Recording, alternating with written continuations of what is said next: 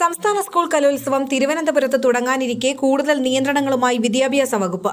കലാകായിക മേളകളിൽ കുട്ടികളെ ഇറക്കി പ്രതിഷേധിക്കുന്നതിനെതിരെയാണ് സർക്കാർ രംഗത്ത് വന്നിട്ടുള്ളത്. കുട്ടികളെ ഇറക്കി പ്രതിഷേധിക്കുന്ന സ്കൂളുകൾക്ക് വിലക്ക് ഏർപ്പെടുത്തും.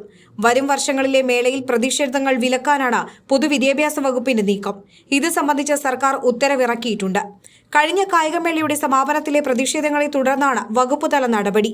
പ്രതിഷേധിച്ച സ്കൂളുകളിലെ അധ്യാപകർക്കെതിരെ വകുപ്പുതല നടപടിക്ക് ശുപാർശ ചെയ്തിട്ടുണ്ട്. തിരുനാവായ നവമുകുന്ദ സ്കൂളിലെ 3 പേർക്കും കോതമംഗലം മാർബേസിലെ 2 പേർക്കുമെതിരെയാണ് നടപടി. കായികമേളയിലെ സംഘർഷത്തെക്കുറിച്ച് അന്വേഷിച്ച സമിതിയുടെ ശുപാർശ അംഗീകരിച്ചാണ് പൊതുവിദ്യാഭ്യാസ വകുപ്പ് ഉത്തരവ്.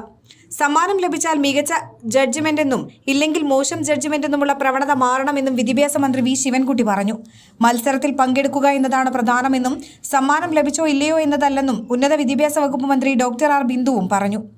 63ാമത് സംസ്ഥാന സ്കൂൾ കലോത്സവത്തിനൊരുങ്ങുകയാണ് തിരുവനന്തപുരം. പ്രതിഷേധങ്ങൾ ഒഴിവാക്കാനും സമയക്രമം പാലിക്കാനും വിപുലമായ ഒരുക്കങ്ങളാണ് വിദ്യാഭ്യാസ വകുപ്പ് നടത്തിയിരിക്കുന്നത്.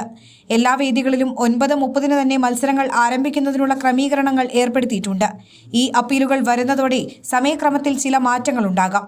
ഫസ്റ്റ് കോളും സെക്കൻഡ് കോളും തേർഡ് കോളും ചെയ്തിട്ടും വരാത്ത ടീമുകളെ അയോഗ്യരാക്കുന്നതും പരിഗണനയിലാണ്.